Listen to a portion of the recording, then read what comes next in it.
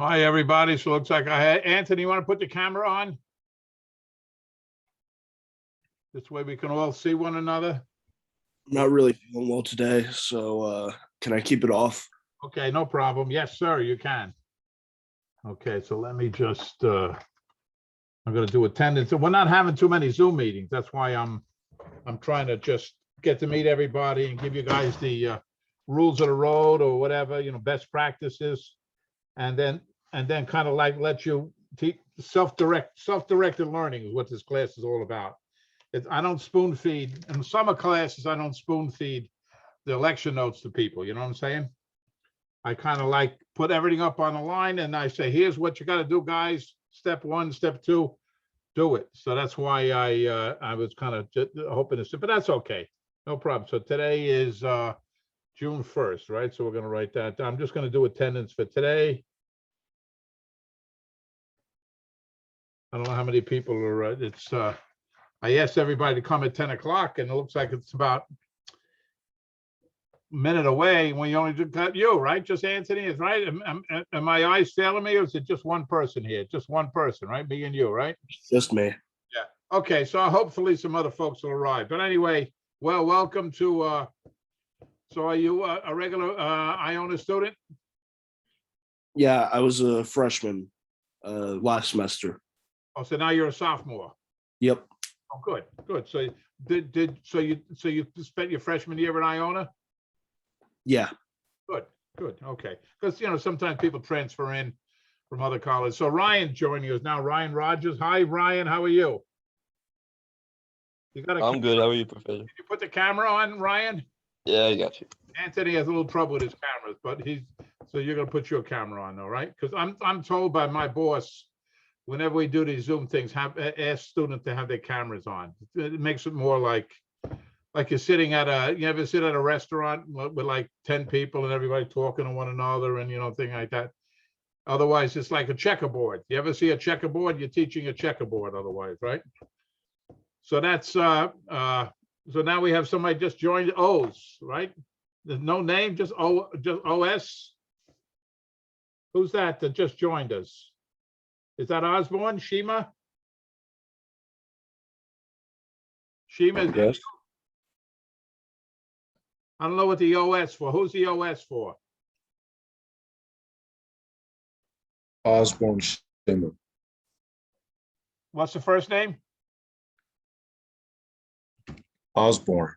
Oh yeah, Shima. Okay. So just OS is your name. Okay, so that's what you go. So if you're my employee and I made out the paycheck, I would just put OS on your paycheck and hand you your paycheck. Is that the way it would work?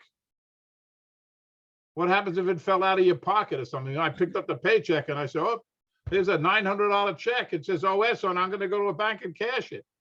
I think it would be a good idea to have your whole name on the thing, wouldn't it? Wouldn't it? Okay. Yeah. Say Shima Osborne. Well, welcome to. So you're a regular student here? Yes. Okay, good. So some people transfer in, or some people take classes just for the summer. You know what I mean? You could be going to. I had a student last semester at Boston College, and he took the class, the principles of marketing class, got the credit, and it got transferred right up. So he got. So we have Michael Malley's here. All right, Michael, are you a regular student in our college? Yeah. Okay, let's see. So you enroll late, right? A little bit, yeah. All right, so let me put down. So it's Mally. EY. Y, and the first name is Michael. MIC. Everybody put your camera on, please. Okay, so he's here, and I have Anthony Marino's here. Jade Besto. Jade is a regular student too. Everybody put the camera on. And then I have Louis, AZO. Okay, Louis. That is, I guess, how do you pronounce it? Azogue? Azoge. Azogue. All right, and you got a camera. Okay, good. All right, so we got everybody here. So let me see what I have. 1, 2, 3, 4, 5, 8. I mean, 1, 2. All right, so I'm missing. Let's see, who did I not log in? Aunt Shima. Okay, let's see. Michael Malley. Owen Thomas is here. Okay, great. So that's 1, 2, 3, 4, 5. And I got to pick up Jade Besto. Lewis, Anthony Marino. Let's see, who am I missing? Let's see, I'm missing, oh, Shane Lynch. Shane's here too. Okay, good. All right, so we're just missing a couple of people. Well, welcome everybody. This is Professor Tormey. This is a very fast-paced course. By the time, before you blink your eyes twice, the course is over. So it's something you really got to get involved. Now, there's an assignment up on Blackboard. Let me just go, let me show you Blackboard real quick. So here's a landing page. You can't miss it, right? Can everybody see this? Well, let me pin myself so I don't lose myself. 1 minute over here. I'm just going to pin myself and then I'm going to, can everybody see the landing page? Nobody wants to answer, huh? Nobody can see. Hello? Is everybody there? It's it. You can see it? Whenever I ask a question, do me one favor. With somebody answering, everybody thinks someone else is going to answer. You be the person that answers. All right, so let's try it again. Can everybody see the landing page? Yeah. Yes. Yes. Thank you for answering. Okay, so here's your home page. So the key thing is the online learning site. See the first link down? You go there and I have all of the assignments. So here's week 1 or lecture 1, May 31st, yesterday to June 5th. Lecture 2, June 6th to the 12th. Lecture 3, June 13th to the 19th. Lecture 4, June 20th to the 26th. Lecture 5, the 27th to July 1st, and then it's finished. I congratulated you, right? So you congratulations and things like that. So it's a very, as I said, a very, very fast-paced course. And within the lectures is your assignment. So here's what you got. You click in here, you get a little message from me, a video, welcome you. And here's your assignments, all right? So the first assignment was talk about a mission statement versus a vision statement. And then I give you the PowerPoint lectures, right? Now, as I was saying earlier, during the regular semester, I do lectures. I do in-person lectures in class. Oh, so let's see who's here. Esther? Let's see. So is it Esther? Gianna. Yeah, have you, Gianna? Yeah, it's Gianna. Esther's my middle name, but it's Okay. Gianna. So you like Esther better, right? Hmm? You like Esther better than Gianna? No, I just on my Zoom it just shows up as Esther, but Gianna's fine. Okay, that's fine. Let's see. Who? Anybody else arrive? Let's see. Well, let me see. Is Addison here? Addison Collins? No, Addison. How about you? Chloe Holstead? Chloe already did the first assignment. All right. Okay. So this is self-directed learning. Let me explain to you what self-directed learning is. I put everything up there for you. So you can just go ahead and look at the PowerPoints, the video, thing like that on your own. All right. I'm not going to spoon feed during the summer semester. I don't spoon feed stuff to students. Why? Because a lot of you have jobs. A lot of you have things to do. You're going to go on vacation. I have students I had a student last semester, was going to Paris, with their family, right? So they flew to Paris and they used to dial in or something like that and do all their work from Paris or something like that, So I'm not chaining you to a desk. Like a regular semester, you're all Iona students, right? Everybody, give me a thumbs up if everybody's an active Iona student. Everybody an active? Okay, all right. You see the reactions at the bottom? Okay. So about the attendance policy at Iona. We're all about taking attendance every class. What happened here? All of a sudden this thing went. Something happened over here, guys. Are you with me still? Okay. Yes. Yes. All of a sudden my screen went out. Anyway, so they're very fussy about us taking attendance, and we have to post it on something called PeopleSoft, the thing like that. We don't do that during the summer. There's no summer, there's no attendance. So self-directed learning means you can sit down and you can say like Shane, looking at Shane Lynch right now. What if Shane says, something? Tormey laid out everything for the 5 weeks, something like that. I got nothing to do today. I'm going to go in and I'm going to read all of that lecture PowerPoint. I'm going to do those 5 assignments, post them on Blackboard, and then just go to South America for a vacation. You can do that. I had a student, but by the end of the first week, they had finished all 5 assignments and the term was finished, all right? And then other students would do the assignment the day before it's done. The day before the due date. So that's the way it works over here. Does anybody have any questions? I'm not keeping you for an hour. So let me just show you a typical video of what marketing is all about. All right, so let me go in over here, and this is called the actual, let's say, mind over mouth. What marketers try to do is they try to take a product or service or thing like that, and they try to tattoo it into your brain so it becomes top of mind. You know what top of mind means? Let me call on Owen. You know what top of mind is? Owen? Like it's the first thing that comes to mind. Right, right. So if I say, well, let me give you a quick quiz on that, all right? I'll ask you first, Owen. Maker of electric cars. Tesla. Tesla, right? So let me call on Lewis. Lewis, maker of smartphones. Apple. Right, okay. Jade, luxury department store. Saks of Fifth Avenue. Excellent. So you guys are excellent on top of mind. First thing comes to your mind, right? So the idea over here, so you want to try to make that, you try to want to burn into people's brain your product or service. So here is something mind over. Let me just show you a quick video on marketing, all right?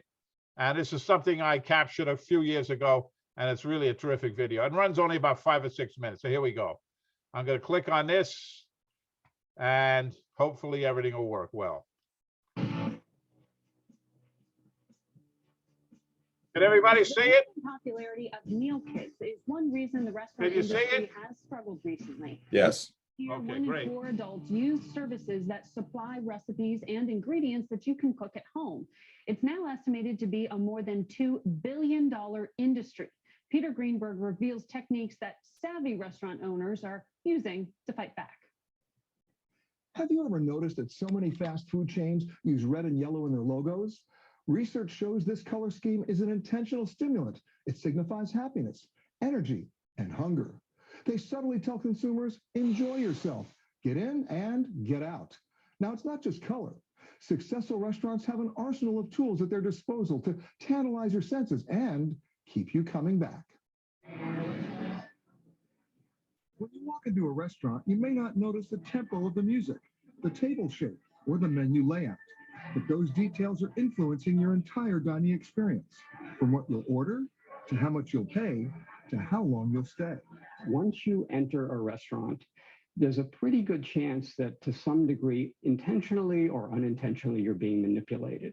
Stephen Zagor of the Institute of Culinary Education spent more than 25 years developing and managing restaurants. Hopefully, a restaurant is taking you by the hand. I like to call it mind over mouth, and making things happen in you that are going to make A, your experience great without you really knowing about it, and B, making it good for the restaurant where they're selling you more and making it a better situation for them. Let's start with the menu. Restaurants place either profitable or signature items in the upper right-hand corner because that's where most consumers look first. Boxes or brackets also capture your attention. And beware of what the industry calls anchors. Expensive plates are strategically positioned to make other nearby dishes look like a good value.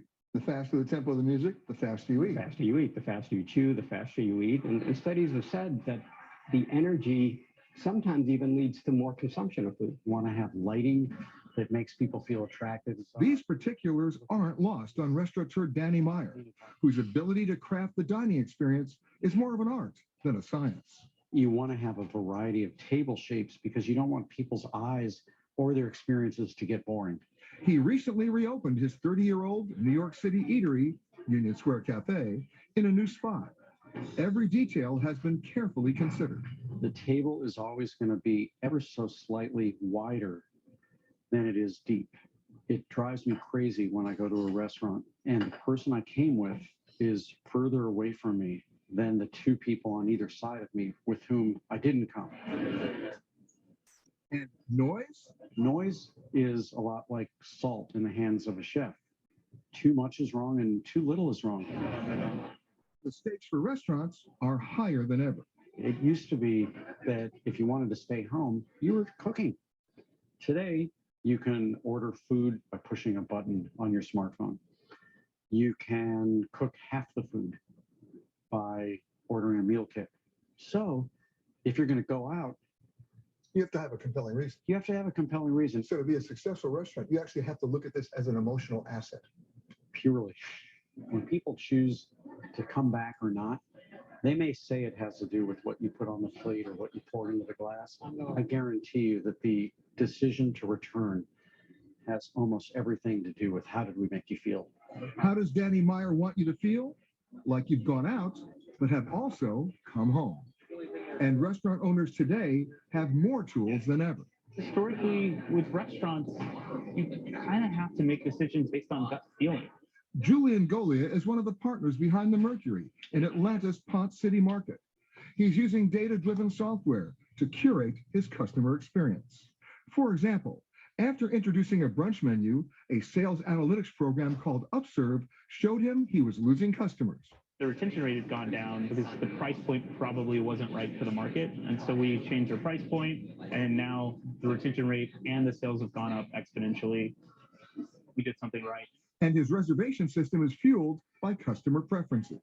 Before you come in, we know that you like this, you don't like that, you hate sitting at this particular type of table. And if I have the option to make that work for you, that's amazing information. And amazing as that is, it all really gets down to the basics. Here's a tip from Danny Meyer. The next time you're looking at a menu, consider ordering a side dish as a starter instead of an appetizer. Restaurants typically charge more for appetizers than side dishes, and it could be an equally satisfying experience. Oh, that's a good tip. Okay, so that's so that just goes to show you what restaurants do, and so there's a lot of thinking that goes into the. So if you think of all the thousands of Burger Kings, McDonald's, Wendy's, all these stores, the thing that, and then the regular white tablecloth restaurants, there's a lot of thinking that goes into that. Just how they plan the menu, the color, the lighting, things like that. So that's marketing. Marketing is certainly, and the goal of all marketing, I'm going to talk about it. You're going to see it in all of my PowerPoint lectures, is customer for life. We want to get somebody aboard your product or service, a thing like that, and then never leave. I call it cradle to grave marketing. And a company that does this great is like Cheerios. Think of Cheerios. You start eating them with a little baby, see a little toddler baby, the grandmother or the mother hands the baby a little Cheerio and they start nibbling on it. And then when they're a 5-year-old kid, they're having a bowl of Cheerios for breakfast. When they're going off to college, they're in the dorm, they go into the thing, I have Cheerios. And then they're a parent, fast forward 10 years, they're feeding Cheerios to their children. So, and then when they're a grandparent, 30, 40 years later, they're still eating Cheerios. So we'll go to McDonald's or any of these things, cradle to grave marketing. So you're aboard the product or service for many, many decades to come, right? So let me go back to the regular website. So here is the way it works. So you go into the online learning site. The second link is the most important. So here's the first week, see, second week, third week, and I make it kind of easy to see. I put a lot of graphics there to try to explain what you're about to see, right? Now, when you click here, you're going to see a message from me, just a welcome message. But here is your assignment. I always put the assignment up first, and then I give you your PowerPoint lectures, and then I give you some additional videos to watch if you care to watch them, right? By the way, the good news is, here's some good news. Some students say there's no testing in this class. There's no midterm, no final, no quizzes, no testing. It's just 5 assignments. You're going to do 5 assignments, and each one is worth 20 points. So that's like 100 points, all right? You should get an A in this class. If you don't get an A in this class, you did something wrong, not me. You know what I'm trying to say? I try to make it harder not to get an A than to get an A. You know what I'm trying to say? But that doesn't mean some students say, oh yeah, I'm going to figure out a way to get a C in this class. I'm not going to do 2 of the assignments, or I'm going to put everything I'm going to submit is late. So some students fool me. Some students succeed. They say, no, I got that C. Look at that over here. I figured out a way to fail this class. If you want, it's always an exception to every rule, all right? But generally, you should get an A in this class. Do the assignments, and they're fun assignments. They're all geared toward marketing, all right? Okay. So here's the way you do the assignment. Let me go back to the share screen. So here, you click over here on the assignment. So see, it says assignment 1. You click here, and you read the assignment. I'm asking you to pick a company. By the way, the assignments, I put it over here twice. I put it here, and then I also put it here as a Word file. Right? Do I have it in a Word file? Yeah, here it is. See it over here. So you do write submission. See the write submission button? So you click on write submission, and then you type your assignment in over here, thing like that, okay? You type it in, and then you hit submit. All right, so as soon as you do that, it'll go into my grade center. See over here, so see, I told you Chloe did it already, and it'll show up as a, so here's what she did it, and then I commented on it. I usually comment, I said, Chloe, this is a wonderful report. You select a really hot brand from the quintessential family influences. So, and then I kind of tell you and she got perfect score, 15 out of 15, right? So that's the way that works, okay? And then the next week is, and the due date is up here. Okay, usually the due date is prompt. So let me go to week 2. Here's week 2. You see here's a little message for me. And here's your assignment, right? Same thing over here. So you click over here. This is about research, okay? All right. Anybody have any questions so far? Anybody? It's a very I have a quick question. Yes, I love questions. I love So you said like we can write it in the submission box, but let's say we already like did the assignment and we put it as like a Word file. Can I also attach it as a file, or would you prefer like for me to write it out? No, sometimes, so if you have a Word file and save to your desktop, you can just cut. I can attach it, right? Cut and paste and just put in write submission, just put it right in there and then enter, it'll post it right up. Because generally that gives me the least problem. Now, don't use pages, please, everybody. I'm putting everybody on final one. I can't use pages. You can't use the Apple software. You got to use Word, Microsoft Word or something like that. Because I can't open these things up. I teach classes sometimes. I teach a class at another college. I had 40 students in it. And to read 40, and then all of a sudden 5 show up at pages. So here's what happens, all right? So the student submits the assignment the day it's due, all right? So I wrote back, I said, Maria, I can't open up your assignment. I sent her an email. It's paid. I just can't open it. So now Maria reads that email 2 days from now, and then she resubmits it correctly 2 days later. So now it's 5 days late. So guess what happened to the 15-point assignment? She gets a 10, or she loses credit because she's late, all right? And she didn't follow instructions. So that's the only thing that gets me angry is first of all, the worst is not doing the work. That's a total 2 thumbs down, right? The other thing is doing it late. I take off points, and the other thing is just not following instructions. Don't put it in comments. See, and I told you to put it right submission. There's also a link that it says comments. Comments would be something like if you wanted to write me back after I graded your assignment and you had a comment, Professor, I didn't understand why. I think that's like that. So you're supposed to use write submission. Okay, everybody got that? So you're going to use, give me a thumbs up, everybody, if you understand. You're going to give me write submission. Okay. All right, Louis, you like to use the real thumb. How you don't like to use the, you ever see the reactions on the bottom of your thing over here? See it? Okay, all right. Okay. Some Zoom might be a little new to some of you. All right. So, okay. So let me show you one more video. I'll take a couple more questions, then I'll let you go. A half an hour, right? And we're maybe only going to have one or two other Zoom meetings this semester. So it's not like I told you, I'm not chaining you to the desk. Okay. So let me show you another video. So this is one of my favorites. And this is a marketing, again, marketing generated. And this young lady's name is Lulu. I love the name Lulu. Lulu Cordero, right? And she used marketing prowess and, first of all, her genius to start a brand, a thing like that. And like it's ethic-oriented brand. So here's Lulu Cordero and number 14. All right, so let's go over here. All right, so here we go.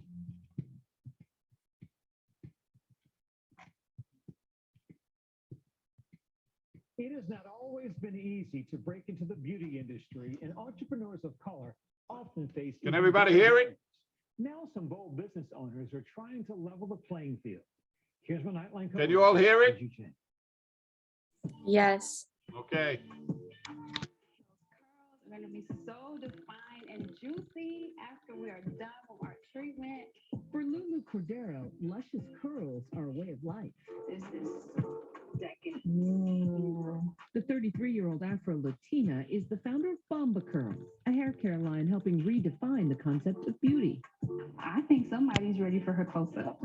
What does Bomba Curls represent to you? Bomba Curls is a celebration of curls, kinks, and melanin. And for me, it was important to do that because as a little girl growing up, I did not often get to see representations of beauty that look like myself or my mom or a lot of the women really in my community. As an immigrant from the Dominican Republic, she grew up straightening her hair, but now her business leans into natural curls using a formulation of ingredients passed down from generations of Afro-Caribbean women. People started to notice the results I was getting with my own formulations. And they started to ask me, well, I'll buy it off of you. I'll buy it. But Lulu struggled to find outside investors to launch her business, so she dipped into her own personal credit line and savings to fund her dream. What were the VCs telling you when you were trying to get yourself a check?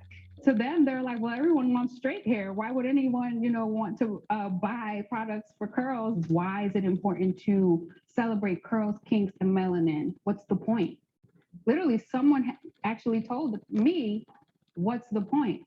Entrepreneurs of color like Lulu have historically received less money from investors than their white counterparts. More than half of all new businesses over the past decade in the country have been started by people of color. And yet Black and Latinx founders have received only 2.4% of all venture capital raised since 2015. We can't compete with these massive multi-million-dollar advertising budgets that a lot of these companies have.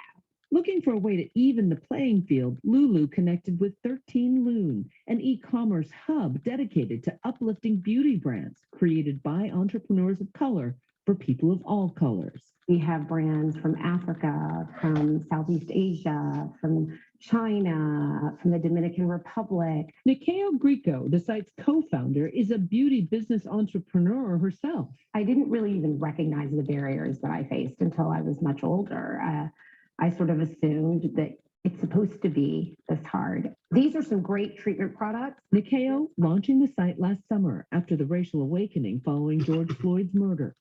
People who are Black and brown spend the most on beauty, and so they deserve to have more representation on shelves. People looked at this past year of racial reckoning as an opportunity to do something. In what way is looking at these companies that 13 Loon is supporting, in what way is that helping the larger equation? You're helping to elevate a founder of color, helping them to grow their businesses so that they can build generational wealth and they can inspire the next generation. Here in this lab in Elmwood Park, New Jersey, another member of the 13 Loon family is working on the next big thing in beauty. This is the ingredient that has taken the industry by storm. Ron Robinson is a cosmetic chemist and a 31-year veteran of the beauty business. I fell in love with this industry that combined my science background with this art of creating cosmetics. It was love at first sight. But as a Black man in a field that was overwhelmingly white, Ron says he often felt sidelined and isolated. It was tough. What can I say? What can't I say? If I see a campaign that's not being diverse, can I say something? Basically, I felt that I needed to stay in my lane, be quiet, and just follow the mainstream. In 2019, he finally decided to flex his entrepreneurial muscle, creating his own skincare line. We had a lot going for us. 3 patents, a great team of experienced co-founders, a plan, a concept that tested off the charts with consumers. There was a lot of, yes, what you're doing is interesting, it's exciting, but no checks were written. Undaunted, Ron risked it all, bringing BeautyStat Cosmetics to life by dipping into his own retirement nest egg, withdrawing $85,000. There was a big goal, like, oh my God, did I just do this? It better work. And then we just saw improvement, results, growth, new retail partnerships. We're in Saks, Neiman Marcus, Nordstrom, Blue Mercury. We're launching this month with Macy's and Bloomingdale's. So we're super growing, super fast, and thrilled about it. Beauty inclusivity. Yeah. What does that mean to you? It means not just doing things for optics, meaning including a diverse assort or array of people, products, et cetera. And that's what really inspires me about what 13 Moon is doing, is really helping to set a new standard of how all brands should look about including others and being more diverse from inside out, from top down. You can apply the green oil. Lulu says the visibility Bomba Curls received on 13 Moon helped pave the way for partnerships with major retailers. These pearls are going to be bomba. We've sold that at Nordstrom. We've sold that at 13 Moon, you know, and hopefully we'll be selling out at Bloomingdale's and Macy's too. So you literally can't keep up with the demand. Yes, we literally can't keep up with the demand. What is it like for you, the Dominican immigrant girl in you, to know that your baby that you created is featured in these giant American corporations? I am my ancestors' wildest dreams. To know that I'm doing this for my culture, for my community, making them proud, making them be seen, that means everything. For entrepreneurs who put it all on the line to feed their dreams, success is about more than a return on investment. It's about investing in change. The future of beauty is inclusive. I want to shout that from the rooftops. People want to see that the products work for them, for their skin tone, for their particular texture of hair. They want to see humanity and the rainbow that we are. Okay, so that's an example of niche marketing, you know, certainly. So that's Lulu Cordero is a niche marketer, all right? So she competes with Revlon and Estee Lauder, Clinique, all the giant brand thing like that, but it's certainly niche. And they have niche areas as well, all right? So does anybody have any question before we sign off? Any more? I love questions, so don't be shy and be afraid to answer questions, all right? Okay, so we'll probably have one or two more Zoom meetings, maybe next Wednesday. You know, maybe we'll have one next Wednesday and then a Wednesday after that. And they'll be like half-hour meetings, all right? So I'm not gonna, you know, like tie it to a, to a computer for, you know, these 2-hour lectures, thing like that, doing like you see in a regular semester, which are fine. I mean, that's, you know, it's a 15-week semester, and you go over the book chapter by chapter. What I do is, this is all self-directed learning, all right? So I put up everything there for you to learn, and then you go ahead and you can do it on your own, all right? Anybody, any question? Nobody? Nobody? Okay. So give me a thumbs up if you like today's class, all right? Anybody, give me a thumbs up. Anybody? Okay, good. A couple of you gave me a thumbs up, all right? Owen didn't like today's class. Oh, he did. Okay. All right, so have a great day, everybody, and we'll see you on, hold on, what happened over here? This keep changing. We'll see you, maybe we'll see you next Wednesday. Same thing, 10 in the morning, okay? All right? Bye, everybody. No questions? No questions? Let me give you my phone number if you have any, if you want to call me. Write this down for any reason at all, okay? 914-725-4981. And I live nearby Ione. I live in Eastchester. Eastchester is, you know, a town that's just north of New Rochelle, below Scarsdale. I have a Scarsdale mailing address, but I live in Eastchester. So I live nearby. 914-725-4981. Call me for any reason or anything related to the course. All right. Now don't call me and say, Professor, can I borrow $20? I'm not your uncle. All right. So call your uncle to borrow $20. Right. I'm not Uncle Pat. All right. That was a joke. I thought a couple of you would laugh. That Jade hasn't smiled the whole time. Come on, Jade. That was a pretty good joke, wasn't it? All right. So we'll see you guys maybe next Wednesday. Have a great week and enjoy your summer, right? Summer's all about enjoyment. Get out there, work on your tan or get a job or whatever. All right. So take it easy, everybody.